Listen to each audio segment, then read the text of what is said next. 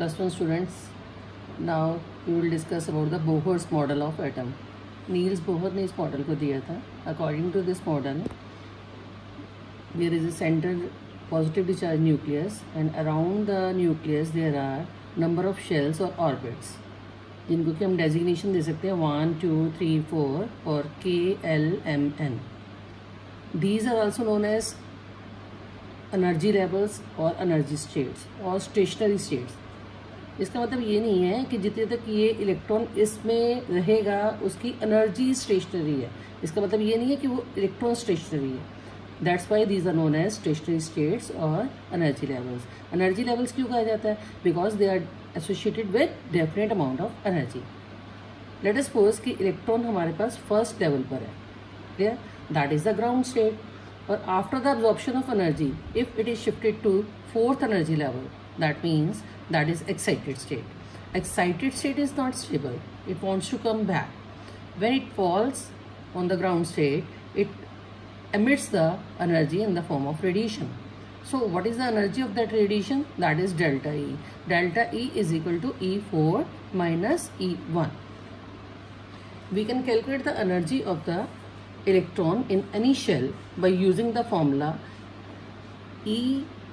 En is equal to minus En is equal to minus 2 pi square m E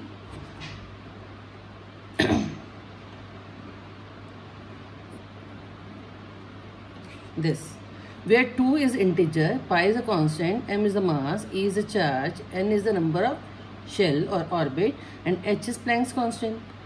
After putting all the values, it comes out to be this. After introducing value n is equal to 1, 2, 3, 4, we can calculate the energy of electron in any orbit or any shell. When it is close to the nucleus, its energy is less. As it is moving away from the nucleus, its energy goes on increasing. Now we will discuss about the spectrum. Spectrum, you have already studied in your class 9th little bit about the spectrum, but now we will discuss the detail of this. It is of two types, emission and absorption spectrum. Emission spectrum again of two types, continuous and discontinuous. Discontinuous is also known as line spectrum. Coming to continuous spectra or spectrum. If white light is made to pass through this spectroscope or prism, it will split up into 7 colors, that is in continuation. Vibgyor, you know better. Violet, indigo, blue, green, yellow, orange, red. That is a continuous spectrum. But taking the example of a Bunsen burner, if we introduce any salt like sodium chloride, the light which is being emitted, if it is made to pass through the spectroscope, it will radiate only, or it will give only 2 yellow lines at 5890 angstrom and 5896 angstrom. These are known as line spectrum or discontinuous spectrum. Now coming to absorption spectrum. So what is absorption spectrum? Absorption spectrum, if white light is passed through NaCl solution, then the emitted light is, if it is made to pass through the prism, then you will see 2 dark bands in yellow spectrum, yellow region of that spectrum. These dark bands, that means these wavelengths are absorbed by this NaCl solution. This is absorption spectrum. We can give another example of this line spectrum by introducing hydrogen gas in the discharge tube. In that we will get 5 series of lines. 5 series of lines. These are not continuous, these are separate discrete bundles of lines, named as after the name of the scientist, Lyman, Balmer, Paschen, Brackett, Pfund, starting from 1, 2, 3, 4, 5. These are known as different regions or different lines of hydrogen spectrum. If we can use this formula, this is Rydberg formula, if we want to calculate the wavelength of any line of this line spectrum of hydrogen. That is nu bar is equal to R 1 upon N1 square minus 1 upon N2 square. N1 is lower energy state, N2 is higher energy state, and R is Rydberg constant, its value is given. Now coming to limitations of Bohr's model. It is unable to explain the spectrum of multi-electron atom. multi-electron. That means it can explain only single electron. It couldn't explain Heisenberg and de Broglie relation.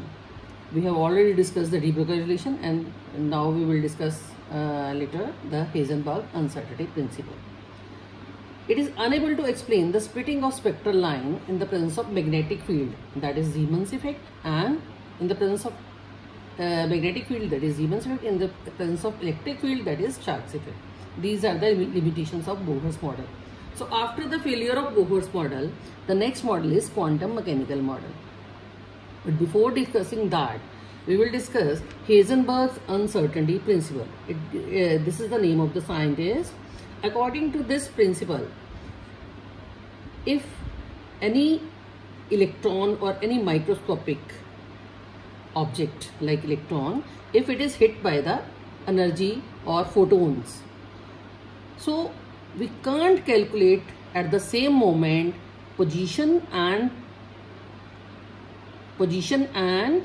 velocity or momentum, you can say, simultaneously, because the energy of that electron, it is able to hit that electron. It is very microscopic, having negligible mass. So at the same moment its velocity changes, so ultimately its momentum changes, because P is equal to m into V. So we can't calculate with absolute accuracy the position and momentum of a moving microscopic particle with certainty. So its formula is delta x into delta p is greater than or equal to h upon 4 pi. Whereas delta x is uncertainty or change in position, and delta p is uncertainty or change in momentum. After discussing this, or means a de Broglie concept, both these lead to the failure of Bohr's model. And then the concept of fixed orbit is ruled out, and coming to the concept of orbital concept. That orbital concept, quantum mechanical model, is based on orbital concept. That is, what is orbital? Orbital is three-dimensional space around the nucleus where the probability of finding the electron is maximum. Let us suppose this is nucleus. Then it is not a fixed track on which the electron is moving. It is the three-dimensional space around the nucleus where the probability of finding the electron is maximum. So by the intensity of these dots, we can easily explain near the nucleus it is maximum, and as we move away from the nucleus its intensity decreases. That is the orbital. Orbitals are of 4 types: s orbital, p orbital, d orbital, f orbital. S orbital is only one. This is 3, this is 5, and this is 7. We will discuss the shape of this s orbital. S orbital is spherically symmetrical. P orbital is dumbbell shaped. These are px, py, pz. And then coming to d orbital. D orbitals are 5. D, xy, yz, zx, and dx square minus y square. And one is dz square. Rest we will discuss in the next lecture.